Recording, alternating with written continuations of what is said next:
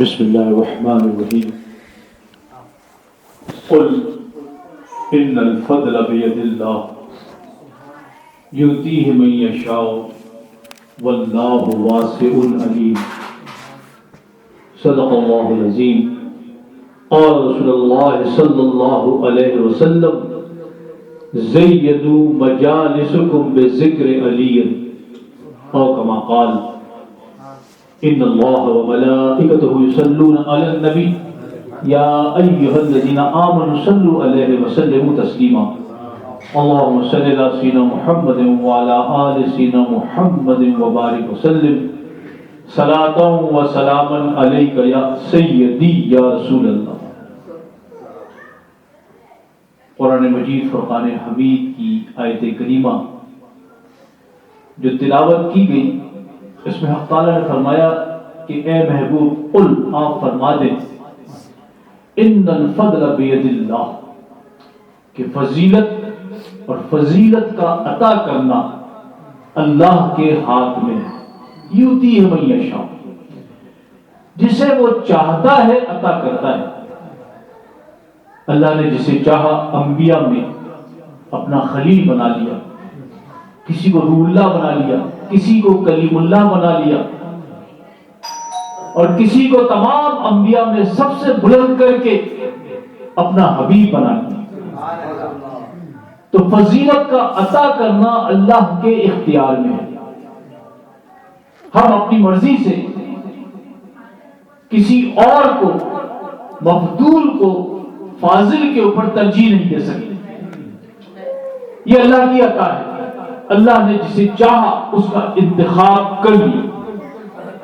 اسی طرح سے حق تعالیٰ جل شانہ نے جملہ صحابہ میں شیر خدا علی المرتضیٰ کرم اللہ وجہ الکریم کا انتخاب کر لیا، اور ان کو ایسی فضیلتوں سے نوازا کہ جیسی فضیلتیں، جیسے خصائص دیگر صحابہ کے اندر نظر نہیں آتی۔ اگرچہ کہ تمام صحابہ اپنی جگہ پر محترم ہیں، بڑی فضیلت والے ہیں، بڑی شان والے ہیں، لیکن شیر خدا علی المرتضیٰ کرم اللہ وجہ الکریم کی جو شان اور عظمت جملہ صحابہ میں ہے، یہ سب سے منفرد ہے۔ اسی طرح سے اولیاء اللہ میں حق تعالیٰ جل شانہ سیدنا غوث اعظم کا انتخاب کیا، اگرچہ کہ دیگر بھی اولیاء اللہ ہیں، اللہ کے ولی ہیں، لیکن سیدنا غوث اعظم کی جو شان و عظمت ہے وہ سب سے منفرد، سب سے جدا ہے کہ آپ تمام اولیاء اللہ کے سردار ہیں۔ اس گھرانے کو حق تعالیٰ نے جو فضیلت عطا کی، اس کا اندازہ نہیں لگایا جا سکتا۔ ان کی ایسی شان ہے کہ سیدنا امام جعفر صادق علیہ السلام فرماتے ہیں کہ جو بھی ہماری تعریف میں اپنے منہ کو کھولتا ہے، فرشتے اس کے منہ کے اوپر بوسہ دیتے۔ آپ نے فرمایا کہ ہم اہل بیت پر کسی کو قیاس نہ کرنا کہ عام لوگ فرشتوں کی زیارت کو ترستے ہیں، اور ہمارے گھرانے کی وہ شان ہے کہ جو فرشتوں کا سردار ہے وہ ہمارے گھر کا دربان ہے، جن کے گھر کا دربان معصوم اور فرشتوں کا سردار ہو، اس گھرانے کے مکینوں کا کیا عمل ہے۔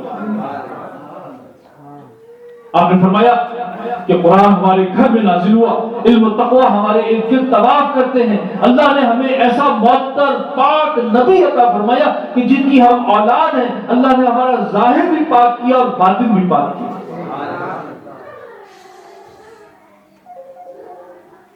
اس گھرانے کی شان کا کوئی کیا اندازہ کرے کہ جن کے ذکر کا یہ عالم ہے کہ نبی کریم صلی اللہ علیہ وسلم فرماتے ہیں، اور یہ حدیث جناب المعتد میں آئی ہے جو اہل سنت والجماعت کی کتاب ہے، مفتی محمد سلیمان قندوزی حنفی رحمۃ اللہ علیہ نے لکھی آج سے 300 برس پہلے۔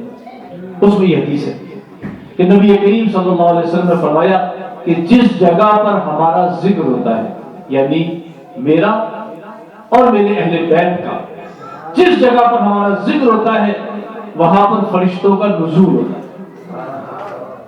فرشتے وہ ذکر سنتے ہیں، محفل برخاست ہو جاتی ہے، فرشتے واپس جاتے ہیں، جب فرشتے آسمانوں کی طرف جاتے ہیں تو آسمان والے فرشتوں سے کہتے ہیں کہ تم لوگ کہاں سے آ رہے ہو، کہ تم سے بڑی شاندار، بڑی بھینی بھینی خوشبوئیں آ رہی ہیں۔ تو وہ فرشتے کہتے ہیں کہ ہم محمد اور آل محمد کی ذکر کی مجلس سے آ رہے ہیں۔ تو آسمانوں کے فرشتے کہتے ہیں کہ ہمیں بھی وہاں لے چلو، ہم بھی وہ ذکر سنتے ہیں۔ تو وہ کہتے ہیں کہ نہیں، وہ تو محفل ختم ہو گئی، مجلس برخاست ہو گئی، لوگ منتشر ہو گئے۔ تو آسمانوں کے فرشتے کہتے ہیں کہ مجلس برخاست ہو گئی، لوگ منتشر ہو گئے، تو کیا ہوا؟ زمین کا وہ قطعہ جہاں پر ان کا ذکر ہو رہا تھا وہ تو اپنی جگہ موجود ہے، چلو چل کر کے اس قطعہ زمین کی ہی زیارت کریں۔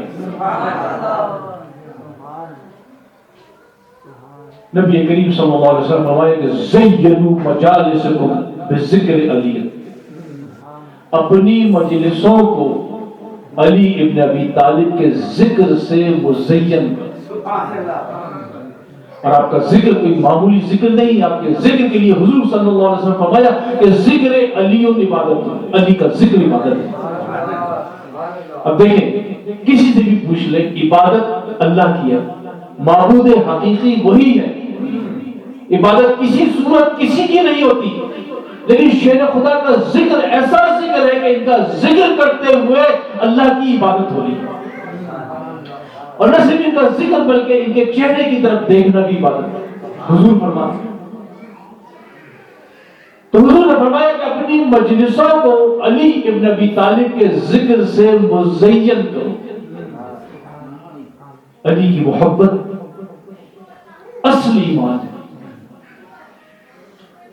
ایمان کی کیا شرائط ہے سب جانتے ہیں، اللہ پر ایمان لانا، اس کے رسولوں پر ایمان لانا، اس کی کتابوں پر ایمان لانا، قیامت پر ایمان لانا، تقدیر پر ایمان لانا۔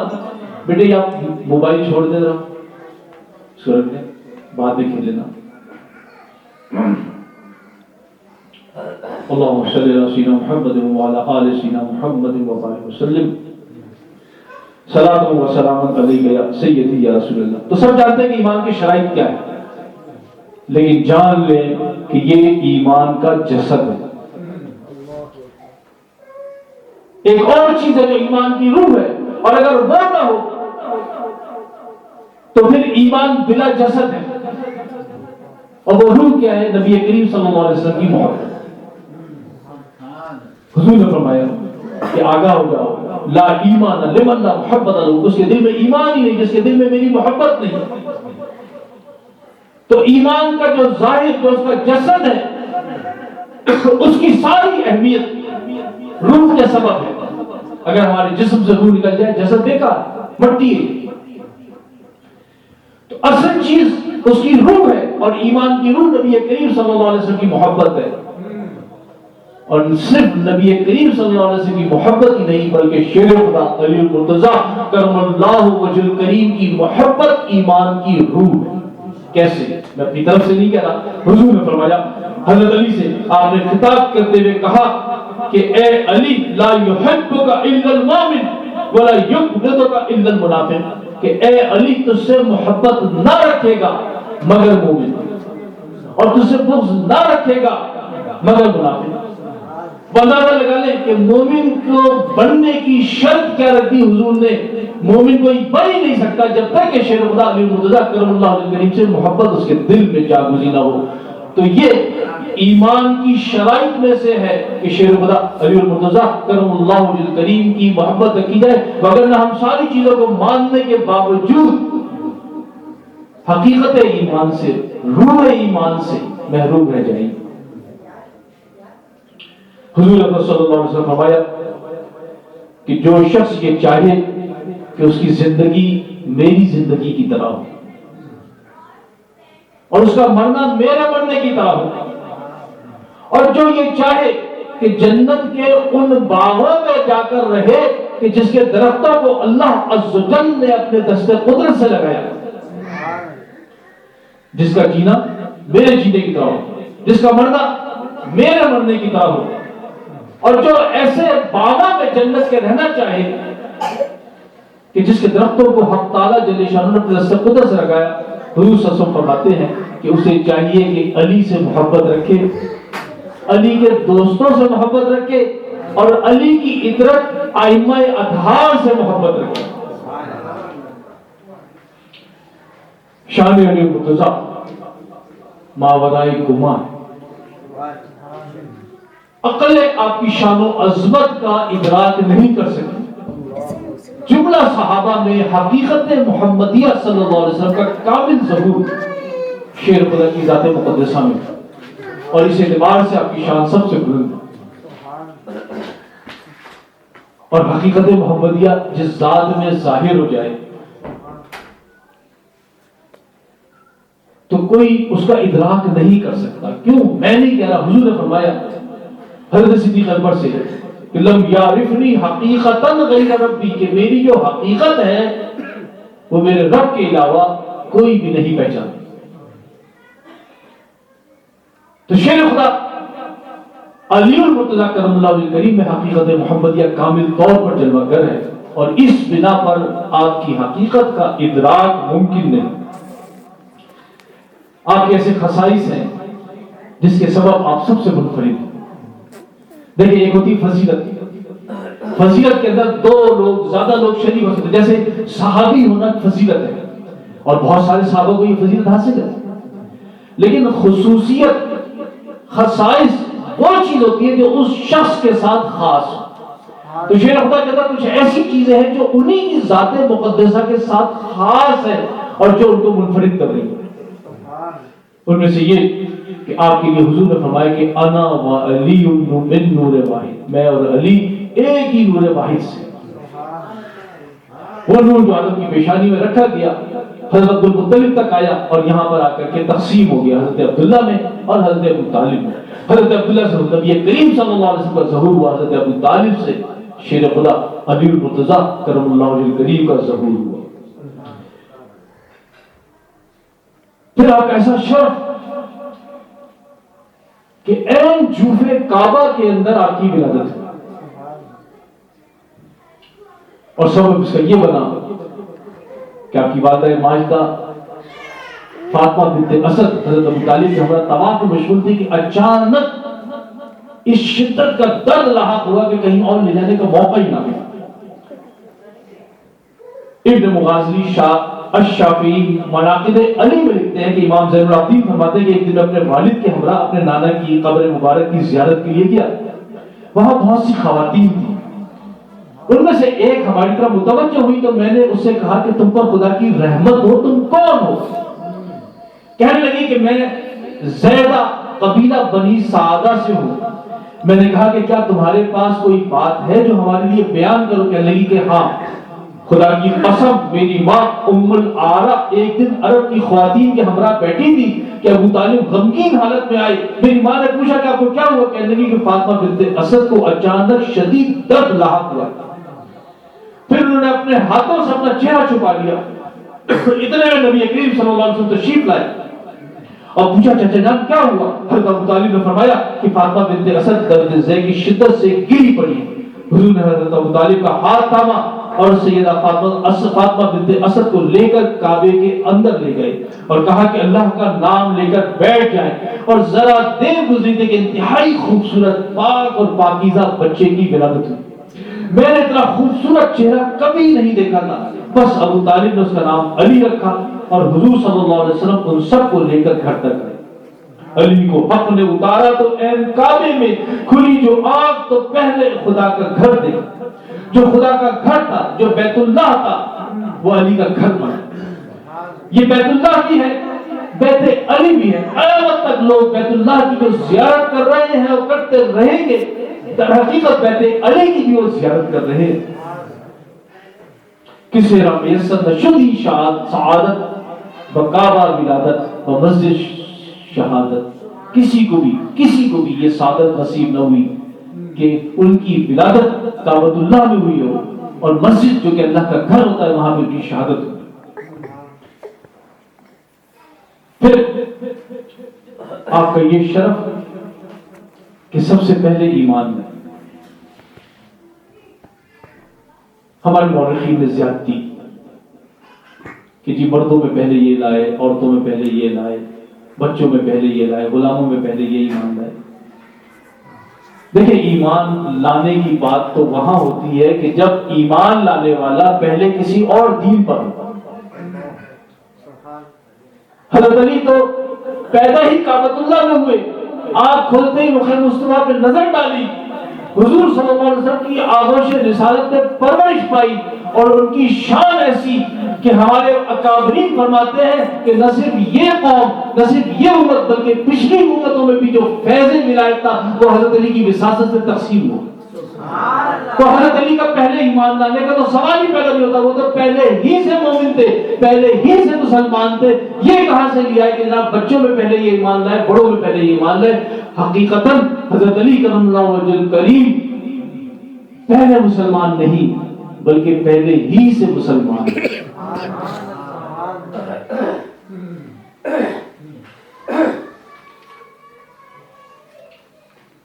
پھر شب ہجرت نبی کریم صلی اللہ علیہ وسلم پر سب سے پہلے آپ نے اپنی جان نچھاور کی، عملاً نچھاور کی۔ پتا تھا کہ آج اس بستر پہ سونے والا بچے گا نہیں، لیکن حضرت علی کریم نے اپنی جان پر نچھاور کر دی، اور اس کے فوراً بعد غار سور میں سیدہ صدیق اکبر نے حضور صلی اللہ علیہ وسلم کے اوپر اپنی جان نچھاور کی، اپنی جان پیش کر دی، سانپ سے خود کو ڈسوا لیا، نبی کریم صلی اللہ علیہ وسلم پر آنچ نہ لے۔ پھر جب آپ ہجرت کر کے مدینہ منورہ میں آئے، اور مدینہ منورہ کے اندر حضور صلی اللہ علیہ وسلم نے انصار اور مہاجرین میں رشتہ مواخات قائم کیا، ایک ایک مہاجر کو ایک ایک انصار کا بھائی بنا دیا، حضرت علی بچ گئے۔ یہ روتے ہوئے حاضر ہوئے کہ یا رسول اللہ آپ نے مجھے کسی کا بھی بھائی نہ بنایا، تو حضور صلی اللہ علیہ وسلم نے جو ان کی شان میں فرمایا وہ ان کے خصوصیات میں سے، خصائص میں سے ہیں کہ حضور نے فرمایا کہ انت اخی فی الدنیا والآخرہ، کہ اے علی تو دنیا اور آخرت میں میرا بھائی ہے۔ پھر آپ کا شرف دیکھیں کہ سیدہ خاتون جنت سے نکاح کے لیے حق تعالیٰ جل شانہ نے حضرت علی کا انتخاب کیا۔ پہلے نکاح عرش پر پڑھا دیا گیا، بعد میں زمین کے اوپر حضور صلی اللہ علیہ وسلم نے نکاح پڑھایا۔ کائنات کی ساری عورتوں سے افضل، عالمین کی ساری عورتوں کی سردار، جنت کی ساری عورتوں کی سردار، امام الاولیاء، سید الاولیاء، شیر خدا علی المرتضیٰ کرم اللہ وجہ الکریم کے نکاح میں آئی، اور ان سے حق تعالیٰ جل شانہ نے ایسی شاندار اولادیں دی کہ جن کی یہ شان و عظمت ہے کہ حضور صلی اللہ علیہ وسلم فرماتے ہیں کہ حسن اور حسین جوانان جنت کے سردار، خود تمام ولایت کے سردار، آپ کی زوجہ جنت کی ساری عورتوں کی سردار، آپ کے صاحبزادگان تمام جوانان نے جنت کے سردار، اور جنت میں سارے جوانوں میں کوئی بوڑھا نہ ہو۔ پھر آپ کی جوانمردی آپ کی خصوصیات میں سے، غزوہ بدر میں پہلا کافر بلی آپ کے ہاتھوں تحقیق ہوا، اور اس غزوہ بدر کے 70 میں سے 21 افراد حضرت علی کے ہاتھوں تحقیق ہوئے۔ غزوہ احد کے اندر مشرکین کا سالار طلحہ بن طلحہ مقابلے کے لیے نکلا، حضرت علی نے پلک جھپکتے میں اس کو جہنم نصیب کیا، اور اس غزوے کے اندر آپ نے ایسا قتال کیا کہ افلاک سے آواز آئی کہ لا فتح الا علی، لا سیف الا ذوالفقار، اگر مرد ہے کوئی تو علی ہے، اگر تلوار ہے کوئی تو ذوالفقار ہے۔ غزوہ خندق میں عمر بن عبد الود للکار رہا ہے، مسلمانوں کو تیش دلا رہا ہے، چیلنج کر رہا ہے، اور حضرت علی بار بار کھڑے ہوتے اس کے پاس جانے کے لیے، اس سے مقابل ہونے کے لیے۔ بلاتے نبی کریم صلی اللہ علیہ وسلم نے آپ کو آپ کے سر پر اپنا امامہ پہنایا، اپنی زرہ پہنائی، اپنی تلوار مبارک عطا کی اور رخصت کی، اس دعا کے ساتھ کہ یا اللہ مجھے اس وقت تک زندہ رکھنا کہ میری آنکھیں علی کو دوبارہ دیں، یعنی ان کی حیات کی، ان کی کامیابی کی دعا کے ساتھ بھیجا۔ اور یہ جا رہے ہیں، اور حضور فرما رہے ہیں کہ اس وقت مکمل ایمان مکمل کفر سے ٹکرانے جا رہا ہے۔ سب صحابہ جانتے تھے کہ علی کا اور عمر بن عبد الود جو 1000 افراد کے برابر سمجھا جاتا ہے، کوئی مد مقابل نہیں اس کا، حضرت علی تھوڑی دیر میں شہید ہو جائیں گے، جب لڑائی شروع ہوئی تو ریت تھی وہاں پہ، دھول اڑی. جب وہ دھول بیٹھی تو لوگوں نے دیکھا کہ عمر بن عبد البر زمین پر اس کا لاشا پڑا ہوا ہے، شیر خدا فاتحانہ انداز میں کھڑے. اور ادھر حضور فرما رہے ہیں کہ علی کا عمر بن عبد البر کو قتل کرنا افضل من عبادت الثقلین، ثقلین یعنی تمام جنوں اور انسوں کی عبادت سے، تمام جنوں اور انسانوں کی عبادت سے افضل. غزوہ خیبر میں حضرت علی آشوب چشم کی وجہ سے مدینے میں رہ گئے تھے، آنکھوں میں تکلیف تھی.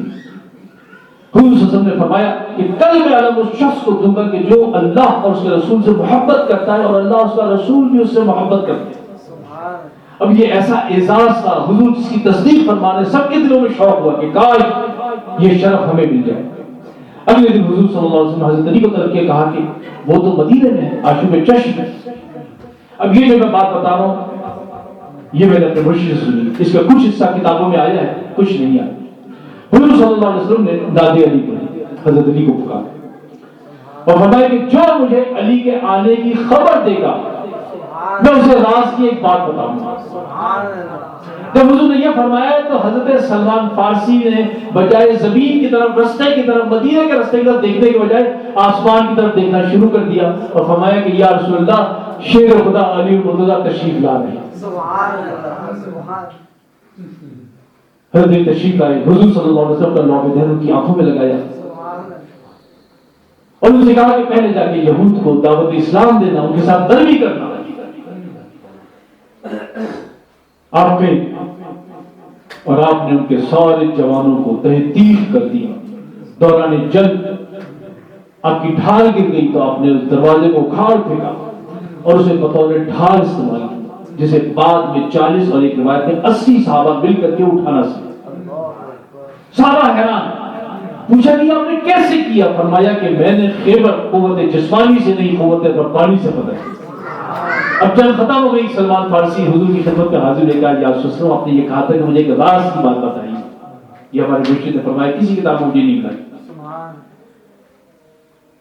تو حضور نے کہا کہ دیکھو، انہوں نے آنکھیں بند کی تو دنگ رہ گئے. اللہ کے 40,000 شہروں کا مشاہدہ کیا ایک لمحے میں اور دیکھا کہ 40,000 شہروں میں شیر خدا جلوہ کرے. غدیر خمر جس وقت حجت الوداع سے واپس آئے، یہ تمام میں خصائص بیان کروں کہ جن کے ساتھ حضرت علی خاص ہیں اور یہ کسی اور میں نہیں. غدیر خمر کے مقام پہ نبی کریم صلی اللہ علیہ وسلم نے 1,00,000 صحابہ کے سامنے حضرت علی کا ہاتھ بلند کر فرمایا من کنت مولاہ فعلی مولا اللہم آل من وآلہ وآد من آداہ. جس کا بھی میں مولا ہوں علی اس کے مولا ہے. اے اللہ جو اسے محبت رکھے تو اسے محبت فرما، جو اسے بغض رکھے تو اسے آگ فرما. اب جو آپ نے یہ فرمایا تمام صحابہ نے تسلیم کیا. حضرت عمر نے بڑھ کے مبارکباد دی کہ اے علی تجھے مبارک، سارے مومنین کا مولا ہے، آج سے میرا بھی مولا ہے. ایک شخص تھا حارث بن نعمان، ان سے بغض رکھتا حضرت علی سے. وہ آیا حضور کے پاس کہنے لگے کہ یا رسول اللہ آپ نے توحید کا، ہمیں اللہ کو معبود سمجھنے کا ہمیں حکم دیا، ہم نے مانا. آپ نے ہمیں احکامات بتائے، نماز پڑھو، روزہ رکھو، زکات دو، حج کرو، ہم نے وہ سب کیے. اب آپ یہ کہہ رہے ہیں کہ آپ کا جو بھائی ہے وہ جناب تم سب کا مولا ہے، تو کیا یہ آپ نے اپنی طرف سے کہا یا اللہ کی طرف سے یہ حکم آیا؟ تو نبی کریم صلی اللہ علیہ وسلم فرمایا کہ مجھے اس بات کے کہنے کا اللہ کی طرف سے حکم ہوا. اب وہ کیونکہ بغض رکھتا تھا وہ وہاں سے پلٹا اور اس نے دعا کی اور اس دعا کا قرآن میں ذکر کہ اللہم ان کان ھذا ھو الحق فامطر علینا حجارۃ من السماء او ائتنا بعذاب علیم. کہ اللہ، اے اللہ اگر یہ بات تیری طرف سے ہے، تیری طرف سے حق ہے تو ہم پر آسمان سے پتھر نازل فرما یا ہمیں عذاب عظیم دے. اب اس کے دل میں خیال تھا کہ نہ تو آسمان سے پتھر برسیں گے اور نہ ہی کوئی ایسا عذاب آئے گا اور مجھے حضور صلی اللہ علیہ وسلم کی اس بات کو جھٹلانے کا موقع مل جائے گا. مگر حق تعالی جل شانہ نے اس کو مہلت دی. آسمان سے ایک پتھر آیا اور اس کی کھوپڑی توڑتا ہوا اس کے دماغ میں گھس گیا اور وہ اسی وقت جہنم نصیب.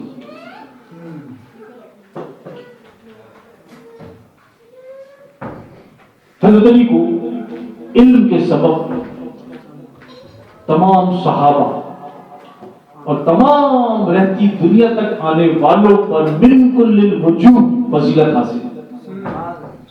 یہ علم وہ چیز ہے کہ حق تعالیٰ جل شانہ کے نزدیک سب سے بڑا معیار فضیلت کا یہی ہے۔ اگر اس کے علاوہ کوئی اور ہوتا تو آدم علیہ السلام کی فضیلت ثابت کرنے کے لیے کوئی اور معیار رکھا جاتا، لیکن وہاں پہ علم کو معیار بنایا گیا۔ فرشتوں نے کہا کہ تم یہ جانتے ہو؟ انہوں نے کہا نہیں، ہم نہیں جانتے۔ آدم سے پوچھا، انہوں نے جواب دینا شروع کر دیا۔ کیوں؟ ان کے پاس علم الاسماء اللہ نے سکھایا، جس سے فرشتے تھے خبر۔ تو علم کی وجہ سے فضیلت آدم ثابت کی۔ حضرت علی کو علوم کا کیا عالم کے نبی کریم صلی اللہ علیہ وسلم جن کے لیے فرمائے انا مدینۃ العلم و علی بابها، میں علم کا شہر ہوں اور علی اس کا دروازہ۔ اور حضور کے علوم کا کوئی اندازہ کر سکتا ہے کہ جن کے لیے علامہ بوصیری فرما رہے وَمِنْ عُلُومِكَ عِلْمِ اللَّهِ وَالْقَلَمِ، کہ لوح و قلم کا علم کے جس میں ساری باتیں تحریر ہے، جس میں ہر چھوٹی بڑی چیز لکھی ہوئی ہے، یا رسول اللہ وہ آپ کے علوم کا ایک جز ہے۔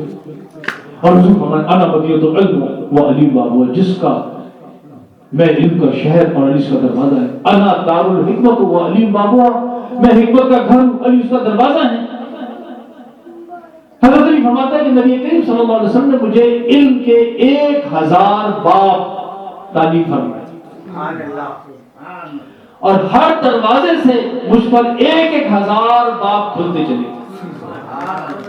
اندازہ لگائیں، یہ باطنی علوم کی بات ہو رہی ہے۔ فرمانے 1000 باب حضور نے مجھے تعلیم فرمائے، اور ہر باب سے 1000 باب کھلے، یعنی 1000 کو 1000 سے ملٹیپلائی کرے تو 10 لاکھ بنتے ہیں، 1 ملین۔ آپ سے آج تک کوئی ایسا سوال نہ کیا گیا کہ جس کا جواب دینے سے آپ قاصر رہے۔ تمام صحابہ میں آپ وہ واحد شخصیت ہے کہ جنہوں نے یہ دعویٰ کیا سلونی ما شئت، مجھ سے جو چاہے پوچھ لو۔ آپ نے فرمایا کہ اگر میں سورہ فاتحہ کی تفسیر کروں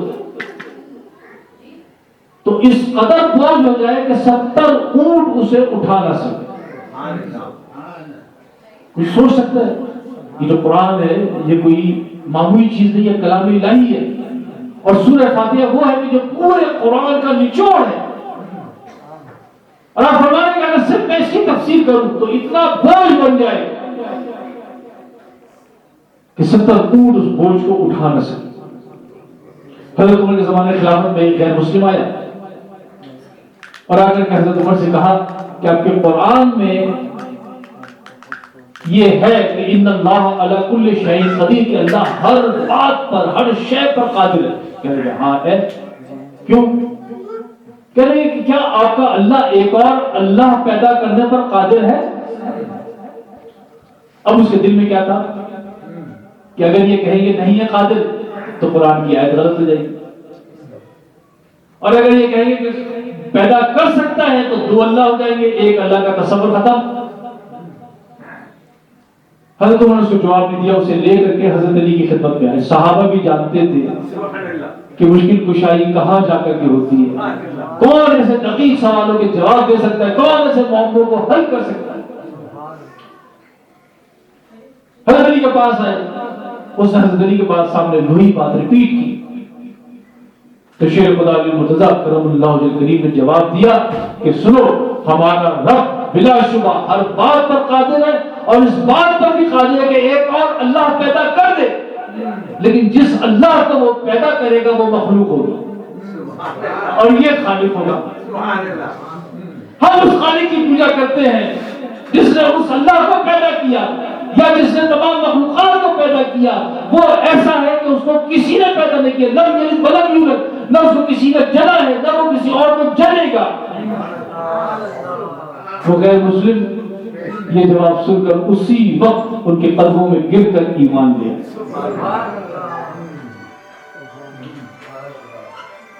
مجھے جب ثانی فرماتے ہیں کہ ہم نے کشف باطنیہ کے ذریعے اس امت میں علوم و اسرار باطنیہ پر فائز و مرام عارفین کا مشاہدہ کیا، یعنی انہوں نے باطنی طور پر دیکھا کہ عارفین جو علوم و اسرار میں سب سے زیادہ جاننے والے ہیں ان کا مشاہدہ۔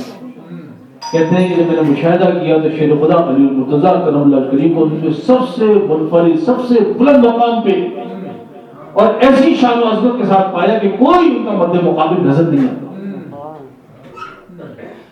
قاضی اسلام اللہ پانی کتی فرماتے ہیں تفسیر مظہری میں کہ ولایت علی المرتضیٰ اس قدر بلند ہے کہ جملہ صحابہ اس کے تحت ہے۔ اسی تفسیر میں آپ لکھتے ہیں کہ گزشتہ امتوں میں سے کوئی بھی حضرت علی کی روحانی وساطت کے بغیر درجہ ولایت کو نہ پہنچ سکتا۔ جیسے تمام انبیاء میں نبی کریم صلی اللہ علیہ وسلم کا فیض ہے، فیض نبوت ہے، ایسی تمام اولیاء اللہ میں، اولیاء پہلے بھی تھے، خضر السلام پہلے تھے، اصحاب کہف جو خدا کے ولی تھے وہ پہلے سے تھے، اولیاء اللہ نظام کائنات چلاتے ہیں، نظام شمسی چلا رہے ہوتے ہیں۔ تو فرما رہے ہیں کہ گزشتہ امتوں میں سے کوئی بھی ولی حضرت علی کی وساطت کے بغیر مرتبہ ولایت کو نہ پہنچ سکا، یعنی ان تمام کے پاس حضرت علی کا فیض تھا جو روحانی طور پر جاری ہو ساری تھی۔ اب کی شان کا کسی اندازہ کہ طالبان حق کے لیے اپنے ایک جملے میں راہ متعین کر کہ اگر تم اللہ کو پہچاننا چاہتے ہو، اللہ کو جاننا چاہتے ہو، اللہ تک پہنچنا چاہتے ہو، من عرف نفسہ فقط عرف ربہ، جس نے اپنی ذات کو، جس نے اپنی حقیقت کو، جس نے اپنے نفس کو پہچان لیا اس نے خدا کو پہچانا۔ اب عرفان ذات کی کلید بتا دی کہ اگر خدا کو جاننا چاہتے ہو، خدا تک پہنچنا چاہتے ہو تو اوپر پرواز کرنے کی ضرورت نہیں ہے، اپنے آپ کو کھوجو، وہ ذات تمہارے اندر ہی پنہاں ہے۔ جس نے اپنے آپ کو پہچان لیا اس نے سب کچھ پہچانا۔ آپ نے فرمایا کہ مجھے حضور صلی اللہ علیہ وسلم نے حا میم عین سین قاف کی تعلیم میں قیامت تک ہونے والی ہر چیز کی خبر دی۔ آپ نے فرمایا اگر میرے لیے مسند بچھائی جائے تو میں اہل انجیل کے تمام مسائل کا جواب ان کی انجیل سے دوں، یعنی نصارہ کی ساری باتوں کا جواب ان کی کتاب، جبکہ آپ نے نہ انجیل پڑھی تھی، نہ زبور پڑھی تھی، نہ توریت پڑھی تھی، اور یہودیوں کے تمام سوالات کا جواب ان کی توریت سے دوں، اور اہل زبور کے مسائل کا جواب ان کی زبور سے دوں، اور اہل قرآن کے تمام مسائل کا جواب قرآن سے دوں۔ آپ نے فرمایا کہ مجھ سے آسمانوں کے راستے پوچھو کہ میں انہیں زمین کے راستوں سے زیادہ جانتا ہوں۔ ہم آپ یہ دعویٰ کر رہے ہیں، جو حاضرین ہیں وہ آسمانوں کے راستہ کیا پوچھیں، انہیں کچھ خبر ہی نہیں۔ جبریل امین نے جب یہ دعویٰ سنا تو شکل انسانی میں حاضر ہو گیا اور کہا کہ آپ نے یہ فرمایا کہ آپ خبر دے سکتے ہیں کہ اس وقت جبریل کہاں ہے؟ حضرت علی نے آسمانوں کی طرف ایک نگاہ کی، پھر زمین کے اطراف میں ایک نگاہ ڈالی، فرمایا کہ میں نے آسمانوں میں کھدان ڈالا، جبریل کو وہاں نہ پایا، میں نے ساری زمین میں دیکھ لیا، جبریل کو کہیں نہیں پایا، جبریل تم ہی ہو۔ آپ نے فرمایا رضیت بقسمت الجبار فینا لنا العلم وجہل للدنا، کہ ہم جبار کی اس تقسیم پر راضی ہیں۔ اللہ جبار ہے، اللہ نے جبر کر کے ہماری قسمتیں بنائی، کہتے ہیں ہم جبار کی اس تقسیم پر راضی ہیں کہ جس نے ہمارے واسطے علم رکھ دیا اور ہمارے دشمن کے واسطے جہل رکھ دیا۔ معجزہ نبوت میں عبداللہ ابن عباس سے روایت ہے کہ ایک روز نماز فجر کے بعد نبی کریم صلی اللہ علیہ وسلم حضرت علی کو لے کر کاشانہ زہرہ پر حاضر ہوئے۔ آپ نے فرمایا حضرت علی سے کہ تم یہاں باہر ٹھہرو اور کسی کو اندر نہ آنے دو۔ حضور اندر چلے گئے، تھوڑی دیر کے بعد سیدہ صدیق اکبر آئے، وہ کہا کہ نبی کریم صلی اللہ علیہ وسلم مجھے ان سے کام ہے۔ آپ نے فرمایا کہ حضور صلی اللہ علیہ وسلم ایک ضروری کام میں مصروف ہیں، اور وہ یہ کہ ایک شہزادے سیدنا امام حسین کی ولادت ہوئی ہے، اور فرشتے جوق در جوق اس کی زیارت کو آ رہے ہیں، اور اب تک 1,24,000 فرشتے آ چکے ہیں اور ابھی مزید آ رہے ہیں۔ سیدنا صدیق اکبر بڑے حیران ہوئے۔ اتنے میں حضور صلی اللہ علیہ وسلم باہر تشریف لائے تو انہوں نے سیدنا صدیق اکبر نے حضور صلی اللہ علیہ وسلم سے اس بات کا ذکر کیا، تو حضور نے کہا کہ اے علی تمہیں اس بات کا کیسے پتہ چلا؟ تو آپ نے فرمایا کہ میں فرشتوں کی آمد سے مطلع ہو جاتا تھا کہ وہ گروہ در گروہ رہے، اور ہر گروہ مجھے اپنی تعداد بتاتا، اور میں اس کی تعداد کو جمع کرتا جاتا یہاں تک یہ تعداد پہنچ گئی کہ 1,24,000۔ تو حضور صلی اللہ علیہ وسلم فرمایا کہ اے علی اللہ تیری عقل کو اور زیادہ دے۔ اس علم باطن اور سر زمان سے آگاہی، یعنی جو راز ہے ٹائم کا، یہ ٹائم گزر رہا ہے یہ بڑا عجیب ہے. ہمارے لیے ٹائم ہے، جنات کے لیے کچھ اور ٹائم ہے، فرشتوں کے لیے کچھ اور ٹائم ہے. جو روح ہے، روحانیین ہے، اولیاء اللہ ہے، ان کے لیے کچھ اور ٹائم ہے. تو حضرت علی جن کو زمان کے اوپر تصرف حاصل تھا، ٹائم جن کے ماتحت تھا، ان کا یہ عالم تھا کہ آپ گھوڑے پر جب سوار ہونے لگتے تو ایک رکاب میں پاؤں رکھ کر کے دوسری رکاب میں پاؤں رکھنے سے پہلے پورا قرآن ختم کرتے. کتنے سیکنڈ لگتے؟ ایک رکاب سے دوسرے رکاب میں 2 سیکنڈ یا 3 سیکنڈ، اس سے زیادہ نہیں لگتا تھا. لیکن وقت آپ کی قید میں تھا اور یہ ناممکن نہیں. اور یہ اللہ کے حالات میں ایسے واقعات بھرے ہوئے، اصحاب قوم کے واقعے نہیں کہ ان کے لیے ایک گھڑی تھی اور یہاں زمین پر 309 برس گزر گئے. تو اہل اللہ چاہیں تو اپنے تھوڑے سے وقت کو دوسروں کے 1000 سال کے برابر کر دیں، یا اپنے 1000 سال کو دوسروں کے لیے لمحہ بنا دیں. یہ وہ کر سکتا ہے کہ جس کو ٹائم کے اوپر کنٹرول حاصل. حضرت عمر نے متعدد بار اعتراف کیا لولا کا علی لحلق عمر، کہ اگر علی نہ ہوتے تو عمر ہلاک ہو گیا. حضرت عبداللہ بن عباس، ابن مسعود، ابو ذر غفاری، سیدنا صدیق اکبر، سیدنا عمر فاروق، حضرت مقداد، حضرت عمار بن یاسر اور دیگر کئی صحابہ حضرت علی کی فضیلت و عظمت کے قائل اور معترف. اہل سنت کے چاروں ائمہ، صوفیہ اور اکابرین کی ایک بڑی تعداد حضرت علی کو تمام صحابہ پر من کل الوجوہ افضل سمجھتی ہے. مگر آج اگر کوئی حضرت علی کو فضیلت دے تو اسے سنیت سے خارج کر دیا جاتا ہے، اس پر رافضیت کی تہمت لگا دی جاتی ہے. حضور صلی اللہ علیہ وسلم کے وصال کے 6 روز کے بعد سیدنا صدیق اکبر اور حضرت علی حضور کے روضے پر آئے. شیخ خدا علی المرتضیٰ نے سیدنا صدیق اکبر سے فرمایا کہ اے امیر المومنین، آپ پہلے سبقت کریں، یعنی آپ پہلے اندر تشریف لے جائیں. تو سیدنا صدیق اکبر نے کیا جواب دیا، وہ بڑا غور طلب، لوگ اس پہ غور نہیں کرتے. آپ نے فرمایا کہ اے علی، میں اس شخص پر کیسے سبقت کر سکتا ہوں کہ جس کے لیے نبی کریم صلی اللہ علیہ وسلم نے یہ فرمایا کہ علی میرے لیے اسی طرح ہے جس طرح میں اپنے رب کے لیے. سبحان اللہ. کیا حضور صلی اللہ علیہ وسلم سے افضل، برتر، برگزیدہ اللہ کے نزدیک کوئی اور ہے؟ اور حضور فرما رہے ہیں، اور اس کی تصدیق کون کر رہا ہے؟ سب سے بڑے سچ بولنے والے صدیق اکبر کہہ رہے ہیں کہ میرے نبی صلی اللہ علیہ وسلم نے فرمایا کہ علی میرے لیے اسی طرح ہے جیسے میں اپنے رب کے لیے. ہمارے امام ابو حنیفہ امام زید سے کہتے ہیں، یہ جو امام زید ہیں یہ امام زین العابدین کے صاحبزادے ہیں، لیکن امامت ان کو منتقل نہیں ہوئی. بڑے جری تھے، بڑے علم والے تھے، بڑے قرآن کے جاننے والے تھے. امام ابو حنیفہ ان سے بیعت تھے اور امام جعفر صادق سے بھی انہوں نے استفادہ کیا. امام ابو حنیفہ فضیلت علی المرتضیٰ کے قائل تھے اور شیخین کا بھی ادب فرماتے تھے. اسی بنا پر خلیفہ منصور نے امام ابو حنیفہ کو قید کیا اور اسی قید و بند میں آپ کا وصال ہوا. امام شافعی پر رافضیت کی تہمت لگائی گئی. امام مالک نے ان ماویائی مولویوں کے پیچھے نماز پڑھنا، جمعہ پڑھنا، جنازہ پڑھنا ترک کر دیا تھا اور 1-2 دن نہیں 35 برس ہو گئی یہ حال. امام احمد بن حنبل کو فضیلت اہل بیت کے قائل ہونے پر اور بیان کرنے پر مسائل و ابتلا کا سامنا کرنا پڑتا. جان لیں کہ کسی عالم، کسی مولوی کے کہنے سے فضیلت ثابت نہیں ہوگی. حقیقتاً فضیلت کا وہ حقدار ہے کہ جس کے لیے فضیلت اللہ عز و جل نے ثابت کی یا نبی کریم صلی اللہ علیہ وسلم اس کے لیے فرمایا. چنانچہ حق تعالی جل شانہ کا ارشاد ہے، سابقون الاولین من المہاجرین والانصار والذین اتبعوہم بالاحسان رضی اللہ عنہ ورضوا عنہ. اللہ فرما رہا ہے کہ صحابہ میں، انصار اور مہاجرین میں سبقت کرنے والے، یعنی شروع میں لوگ ایمان لائے، جنہوں نے پہلے قربانیاں دی. فرماتے ہیں کہ وہ لوگ اور جن لوگوں نے کاملیت کے ساتھ، پرفیکشن کے ساتھ ان لوگوں کی اتباع کی، ان صحابہ کی. اب یہ قیامت تک کوئی بھی ہو سکتا ہے کہ قیامت تک لوگ شامل ہیں. اللہ ہمارا تمام کے ساتھ ان زمان سے میں راضی ہو گیا اور وہ مجھ سے راضی ہو گئے رضی اللہ عنہ ورضوا عنہ. تو فضیلت کا معیار اللہ ہمیں مقرر فرمایا.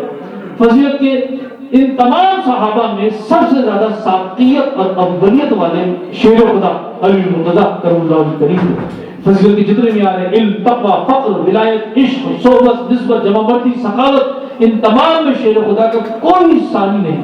حضور صلی اللہ علیہ وسلم نے آپ کی فضیلت ثابت کرتے ہوئے آپ کی شان میں فرمایا ان علی منی وانا منہ وہو ولی کل مومن، کہ بے شک علی مجھ سے ہے اور میں علی سے ہوں، علی کے پاس جو ہے میرا عطا کرتا ہے اور میں علی سے ہوں، یعنی میرے کمالات کا اظہار علی سے ہو رہا ہے، وہو ولی کل مومن، اور یہ ہر مومن کا ولی ہے۔ اب کوئی مومن ہو ہی نہیں سکتا جب تک کہ حضرت علی کرم اللہ وجہہ کریم کی ولایت پر ایمان نہ رکھے، ان کو اپنا ولی نہ مانے۔ حضور صلی اللہ علیہ وسلم نے صحابہ سے فرمایا کہ میرے لیے سید العرب کو بلاؤ۔ صحابہ نے کہا یا رسول اللہ سید العرب تو آپ ہیں۔ فرمایا میں تو سید العالمین ہوں، سید العرب علی۔ حضرت علی کو بلایا گیا، حضور کو لے کر کے انصار کے پاس گئے اور کہا کہ اے گروہ انصار، کیا میں تمہیں ایک ایسا شخص نہ بتا دوں کہ اگر تم اس سے تمسک کیے رہو گے تو کبھی گمراہ نہ ہوگے؟ انہوں نے کہا ہاں یا رسول اللہ ہمیں بتائیے۔ فرمایا کہ وہ میرا بھائی علی المرتضیٰ ہے، میری محبت کے سبب اس سے محبت کرو، میرے اکرام سے اس کا اکرام کرو، اور اس بات کے کہنے کا مجھے اللہ عز و جل کی طرف سے حکم پہنچا۔ یہی سبب تھا کہ انصار حضرت علی سے بڑی محبت کرتے، جنگ صفین ہو یا کربلا کا مقام ہو، صحابہ میں سے اگر کوئی تھے ساتھ میں تو وہ انصار میں سے ہی لوگ تھے، بڑی محبت کرتے تھے حضرت علی سے، ان پہ اپنی جانیں نشاور کرتے تھے۔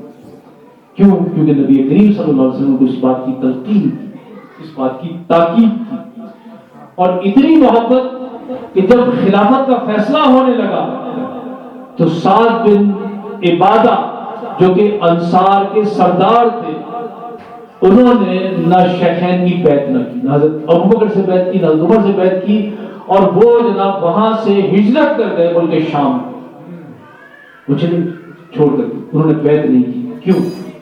کیونکہ وہ حضرت علی کی فضیلت کے قائل تھے، ان سے محبت کرنے والے۔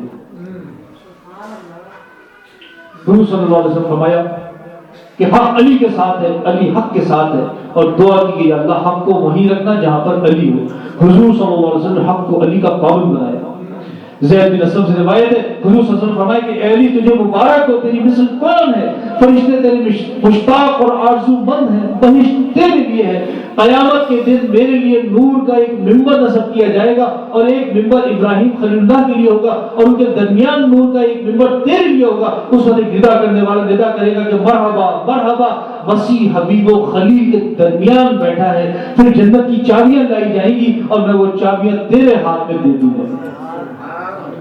یہ نبی محدت میں ہے۔ حضور صلی اللہ علیہ وسلم فرمایا کہ اگر کوئی 1000 برس عبادت کرے اور پہاڑ کے برابر سونا خیرات کرے، 1000 حج کرے، صفا و مروہ کے درمیان مظلومیت میں قتل کر دیا جائے، اے علی اگر وہ تجھے دوست نہ رکھے گا تو جنت میں داخل نہ ہوگا اور نہ ہی جنت کی خوشبو سونگے گا۔ شیر خدا علی المرتضیٰ کی یہ خصائص، یہ فضیلت حضور صلی اللہ علیہ وسلم عطا کی، آپ ان کی شان میں ان کی فضیلت کا اظہار کر رہے ہیں۔ سیدہ خاتون جنت نے ایک مرتبہ حضور صلی اللہ علیہ وسلم کی بارگاہ میں اپنے فقر و فاقے کا شکوہ کیا تو حضور صلی اللہ علیہ وسلم کو کیا جواب دیا؟ حضور صلی اللہ علیہ وسلم نے سے فرمایا کہ بیٹی اللہ عز و جل نے ساری کائنات میں 2 افراد کو پسند کیا، ساری کائنات میں سے 2 افراد کا انتخاب کیا، ایک کو تیرا باپ بنا دیا، دوسرے کو تیرا شوہر بنا دیا۔ آپ کی فضیلت کے لیے امام حسن کا یہ ایک جملہ کافی ہے جو حضرت علی کی شہادت پر انہوں نے صحابہ سے خطاب کرتے ہوئے کہا۔ امام حسن نے فرمایا کہ آج تم سے وہ شخص جدا ہو گیا کہ گزشتہ لوگوں میں سے کوئی بھی اس تک، اس کی شان تک اس جیسا نہ ہو سکتا، گزشتہ جتنے ہو، اور آنے والوں میں سے کوئی اس تک پہنچ نہ سکے۔ اور کسی صحابی نے اعتراض نہ کیا یہ تم کیا کہہ رہے ہو، یہ نہیں بلکہ پہلے وہ ہیں، اس سے پہلے وہ ہیں، نہیں، سب نے اس بات کو تسلیم کیا۔ اور امام حسن حضرت علی کی شان میں فرما رہے کہ جو گزشتہ گزر گئے ہیں ان میں سے کوئی جیسا نہیں، جو آنے والے کوئی جیسا ہو نہ سکے گا۔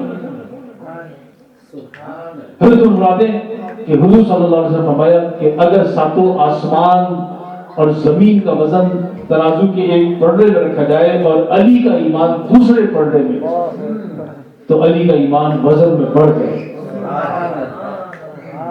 سیدنا صدیق اکبر فرماتے ہیں کہ جو یہ چاہتا ہو کہ ایسے انسان کی زیارت کرے کہ جس کی رسول اللہ صلی اللہ علیہ وسلم کے نزدیک سب سے زیادہ منزلت تھی، جو رسول اللہ سے سب سے زیادہ قرب رکھتا تھا، جو حضور کی ضروریات پوری کرنے میں سب سے زیادہ پیش رہا، اور جس نے اپنے آپ کو دوسروں سے بے نیاز رکھا، اسے چاہیے وہ علی المرتضیٰ کو دے۔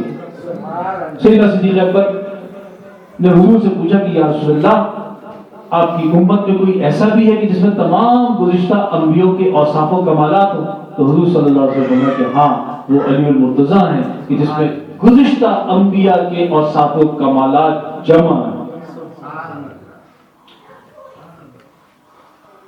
حضرت عمار بن یاسر سے حضور نے فرمایا کہ علی ساری امت میں میری مثل ہے۔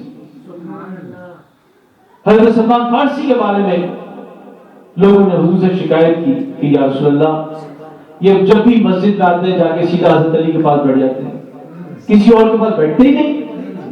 حضور نے ان سے پوچھا تو حضرت سلمان فارسی نے کہا کہ یا رسول اللہ، جب میں مسجد میں آتا ہوں تو ایک خوبصورت نوجوان کو دیکھتا ہوں کہ جس کا حسن یوسف علیہ السلام جیسا،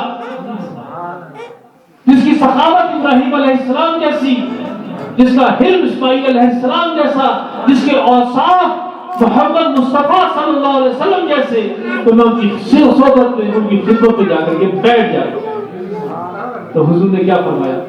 حضور نے فرمایا کہ اے سلمان، تجھے مبارک ہو کہ تجھے علی کی معرفت نصیب ہو گئی، آج سے تو ہمارے اہل بیت میں سے ہے۔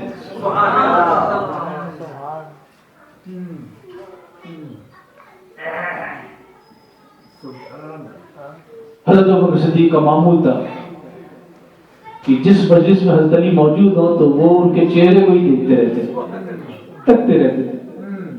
سب نے نوٹ کیا، حضرت عائشہ صدیقہ نے پوچھ لیا کہ کیا وجہ ہے کہ آپ انہی کے چہرے کو دیکھتے رہتے؟ تو فرمایا میں نے نبی کریم صلی اللہ علیہ وسلم کو یہ فرماتے سنا کہ نظر تو الی وجہ علی و عبادت، ان کے علی کے چہرے کی طرف دیکھنا عبادت۔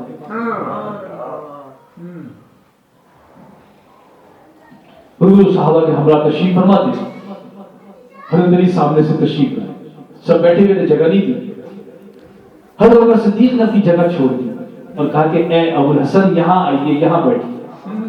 جب انہوں نے ایسا کیا تو حضور اس بات سے بڑے خوش ہوئے اور آپ نے فرمایا کہ اہل فضل فضل کے زیادہ لائق ہے، اور اہل فضل کے فضل کو فضل والے ہی جانتے ہیں۔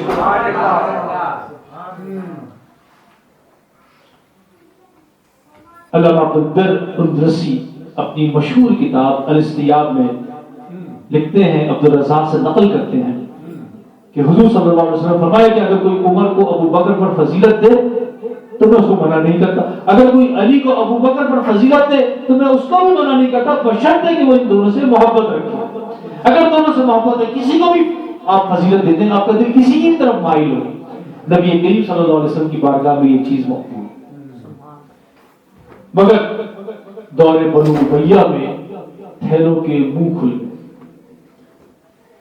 ایک کرایہ دار فوج تیار کی گئی جن کا کام ہی یہی تھا کہ لوگوں کو حضرت علی اور ان کی آل کی محبت سے روکنا، ان کے ذکر سے روکنا، اور ان کے اوپر سب و ستم کرنا، لعنت و ملامت کرنا، اور یہ سب پیسے کی طاقت سے ہو رہا تھا۔ اور اس وقت اس دور میں بنو امیہ کے 80,000 ممبروں کے اوپر ہر جمعے کے اندر ان کے جو خریدے ہوئے مولوی تھے، بکے ہوئے جو مولوی تھے، وہ اس فریضے کو سرانجام دے رہے تھے، اور یہ سلسلہ چلتا رہا یہاں تک کہ اسی خانوادے کے عمر بن عبدالعزیز نے جا کر کے اس سلسلے کو بند کیا،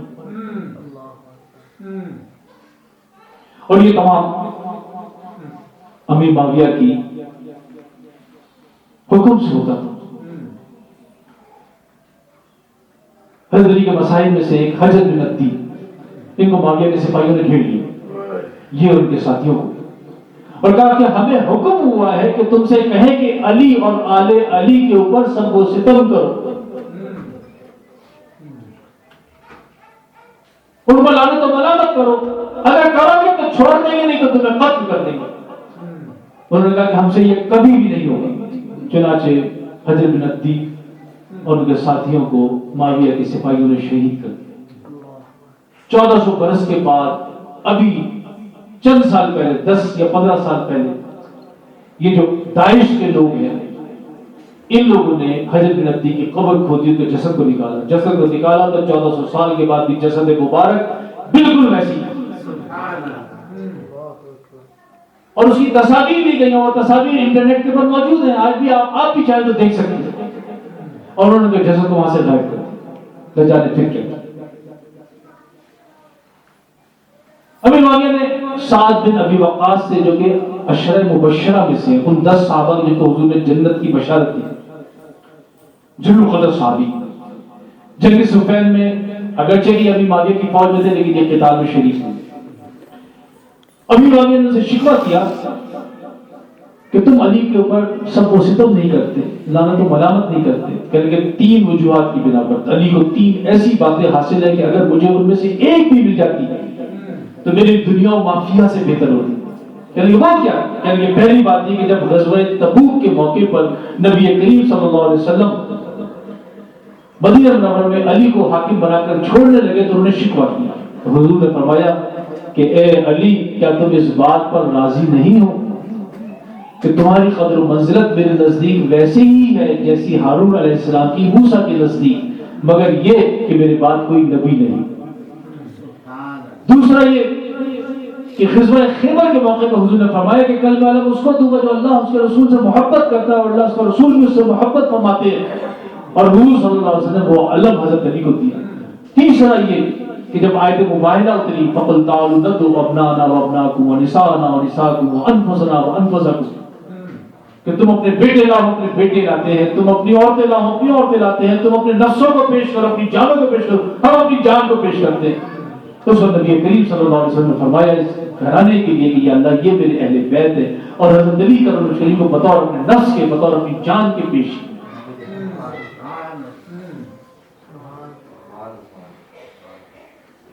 حضرت علی سے بغض اور عداوت نفاق کی نشانی ہے کہ حضور نے فرمایا لا يحبك الا المؤمن ولا يبغضك الا المنافق ان سے محبت صرف مومن رکھیں گے اور منافق ان سے بغض رکھیں گے اور جب کہ دشمنی اور قتال تو بغض سے بہت آگے کی چیز ہے آپ پر لعنت و ملامت اور سب و ستم کرنا اور کروانا بدترین نفاق بلکہ اسلام سے خارج کر دینے والی چیز ہے کہ حضور نے فرمایا من سب علی فقط سبنی جس نے علی کو گالی دی اس نے مجھے گالی دی اور جو حضور کو گالی دے کیا وہ مسلمان رہے گا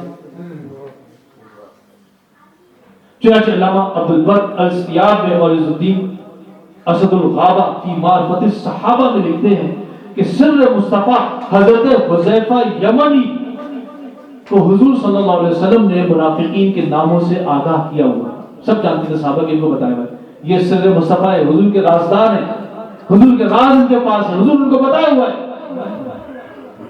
تو حضرت عمر نے ان سے پوچھا ایک مرتبہ اپنے دور خلافت میں کہ اے حذیفہ کہیں میرا نام بھی ان لوگوں میں تو نہیں ہے دیکھیں جتنے اکابر تھے وہ بڑے ڈرتے رہتے تھے حضرت عمر ڈرتے تھے باوجود اس کے کہ حضور صلی اللہ علیہ وسلم کو جنت کی بشارت دی باوجود اس کے ان کی شام میں اتنی احادیث ہے لیکن وہ اندر سے پھر بھی ڈرتے تھے کہ کہیں ایسا نہ ہو کہ میرا نام بھی منافقین کی فہرست میں ہو اور آخری وقت میں میرا انجام خراب ہو جائے تو انہوں نے پوچھا کہ حذیفہ مجھے بتا دو کہ میرا نام تو ان میں نہیں ہے آپ نے فرمایا کہ نہیں تمہارا نام منافقین کی فہرست میں نہیں ہے لیکن تمہارا ایک حاکم جو ملک شام پر مقرر ہے اس کا نام اس میں ہے اور سب جانتے ہیں کہ اس وقت امیر شام کون ہے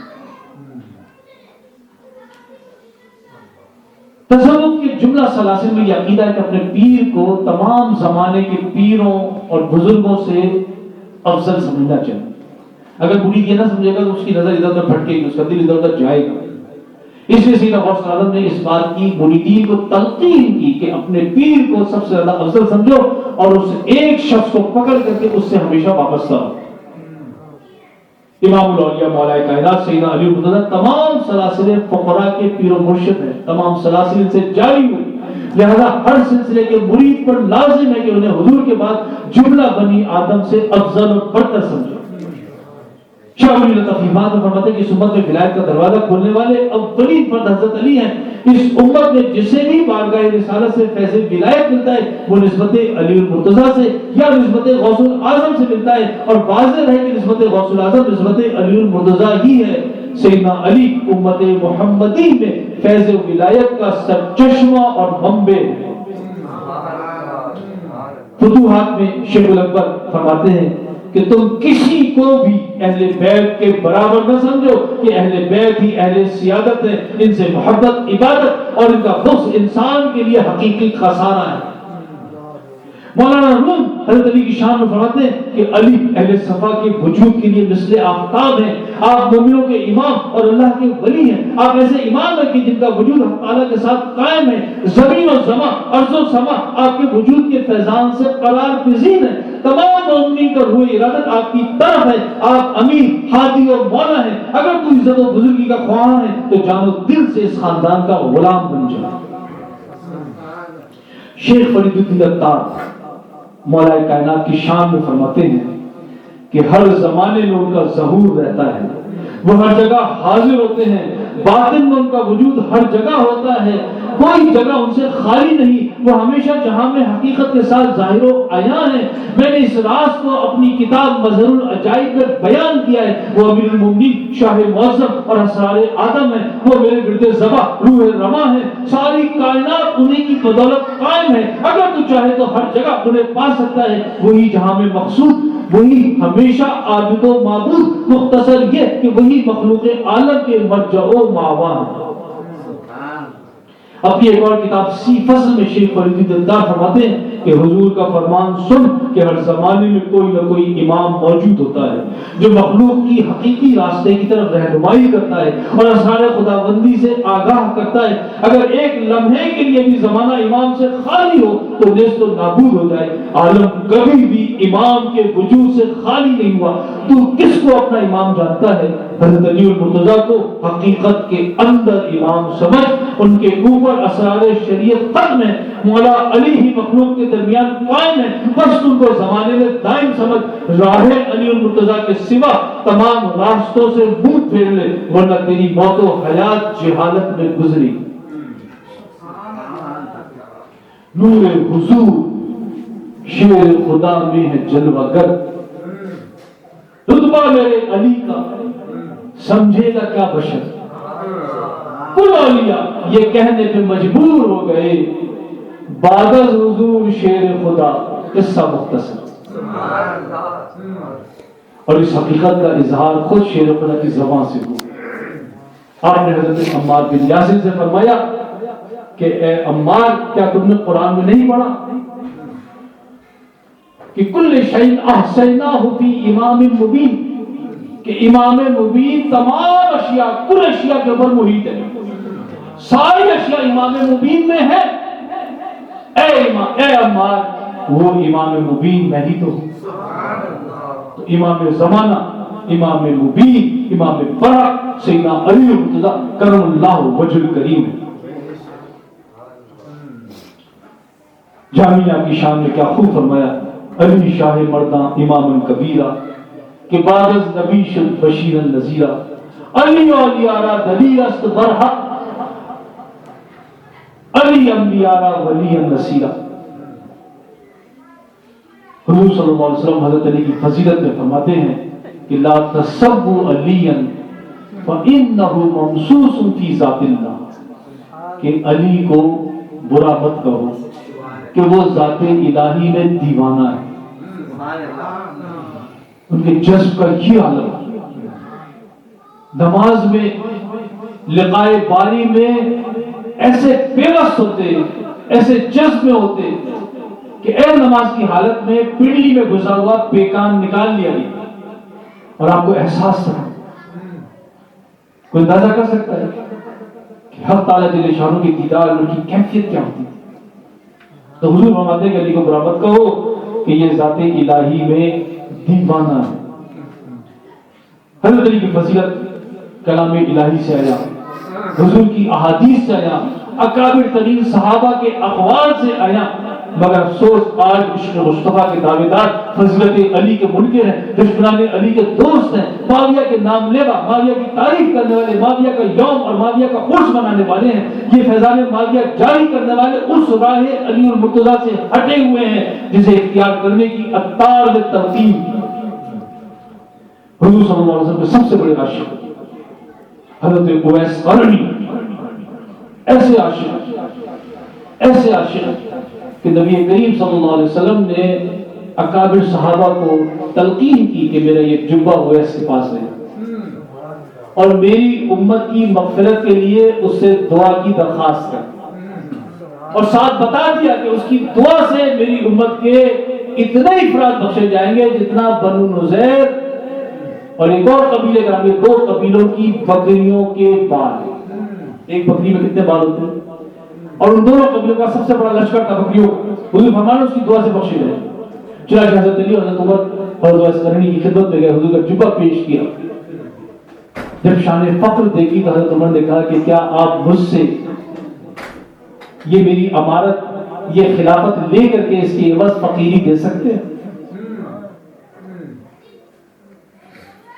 ایسے مغروب ہوئے ان کی شخصیت سے کہ اندازہ لگائے کہ ان کی دعا سے حضور کی آدھی امت بخشی جا رہی۔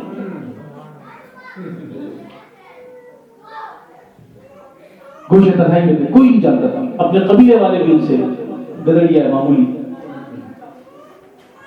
جنگ صفین میں جب ان کو پتا چلا کہ حضرت علی معاویہ کے خلاف سفارہ ہیں تو انہوں نے فوراً گوشہ نشینی ترک کی، عبادت و ریاضت چھوڑی، حضرت علی کی خدمت میں آئے، آپ کے ہاتھ پر بیعت ہوئے، حضرت علی سے تلوار طلب کی، اور لوگوں نے دیکھا کہ حضور صلی اللہ علیہ وسلم کا سچا عاشق اس پیرانہ سالی کے اندر جمع مردی سے لڑتے ہوئے معاویہ کی فوج کے مقابل شہید ہو گئے۔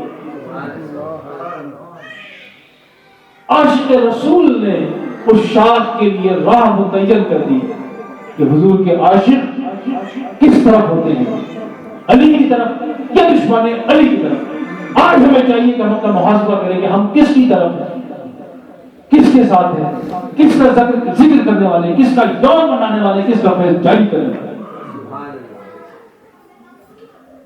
سیدنا عمار بن یاسر، وہ صحابی کہ جنہوں نے بلال سے بھی زیادہ مظالم سہی، ان کے والدین اسلام کے پہلے شہید، ایسے صحابی کہ حضور نے فرمایا کہ جنت عمار کی مشتاق ہے، ان کا نام لے کر پکارتی ہے، اور ساری زندگی حضرت علی کے ساتھ رہے۔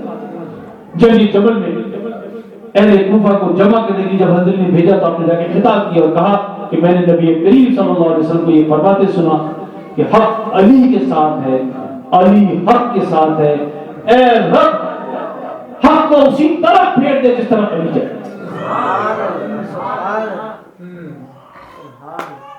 بیان میں برس کی عمر، جنگ صفین، بھوے تک سفید، لوگوں کو ترغیب دے رہے ہیں اور اتنی بہادری سے اور کئی دن لڑتے رہے، بلاخر بڑی بہادری سے لڑتے ہوئے جام شہادت نوش کر، جن کے لیے حضور نے فرمایا تھا کہ عمار تجھے ایک باغی گروہ شہید کرے، حضور نے پہلے پیشی ہوئی تھی۔ اور اس وقت جو کچھ صحابہ ایسے تھے کہ جو نیوٹرل ہو گئے تھے، نہ ان کی طرف نہ ان کی طرف، لیکن جیسی عمار کی شہادت ہوئی ان سب کو وہ حدیث یاد آ گئی اور وہ سب جا کر کے پھر حضرت علی کے ساتھ شامل ہوئے۔